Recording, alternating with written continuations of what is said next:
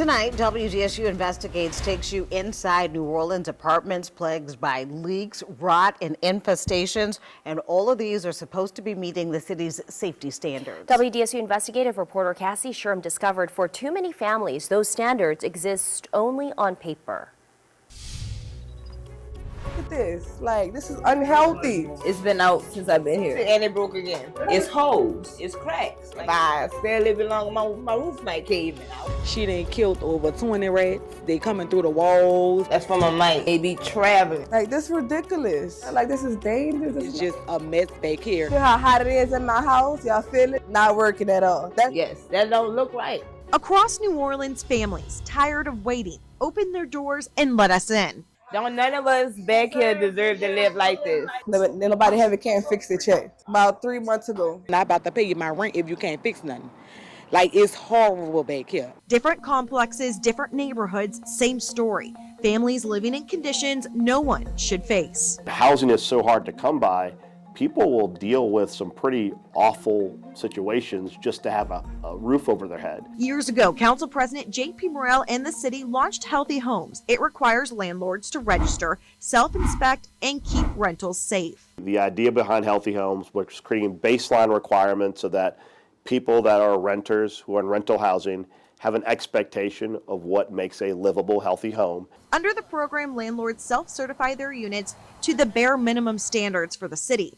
The city inspects only when tenants complain. It clearly states the obligation that if there are appliances, they have to work. The largest complexes needed to register for the program by February of 2024. The final deadline for the smallest rental properties was in June of 2025. Nearly 50,000 rentals are registered. That's about 2/3 of the city.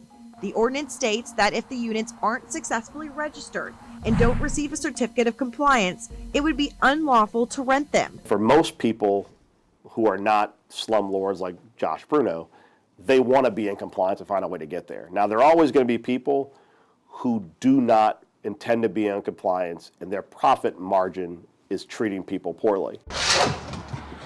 But some say weak enforcement can be dangerous. Tenants say a fire broke out at Gentilly Ridge in New Orleans East, and not one alarm went off.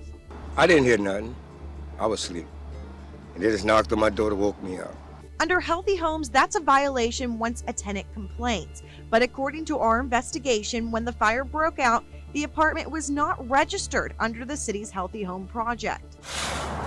That's 19 months after their registration deadline. But even ones that are registered still have some of the same problems. Well, some of them didn't have them, but some of them did. Safety hazard right here. More than 1,000 complaints have been filed. The city has issued nearly $500,000 in fines, but more than $400,000 have not been collected. City records show big fines hit large complexes. The Willows in New Orleans East, Park Fontaine in Algiers, and properties on Napoleon and Franklin, each with more than $10,000 in violations. When it comes to the fines, so we have had a lot of homeowners and apartments be fined through this program. Is that working? You wouldn't be asking the question if it was working. It's because there are some that have hundreds and tens of thousands of dollars of fines, but they haven't improved their property. And we haven't been able to seize their property or take their property or give it to responsible owners. Councilmember Oliver Thomas points to the Willows in his district. The city revoked its tax-exempt status after repeated violations. It's now in foreclosure. Necessary, but he says not enough. That didn't fix it because they still haven't invested enough money to make it a safe and sanitary place to live. On top of more enforcement, he says the state must give cities more power to take back blighted properties faster. There's some places that once you prove that you're not a worthy landlord, that municipality can seize your property. It's not working at all, like the hot water. When landlords don't fix what's broken and the city can't force change, taxpayers end up footing the bill.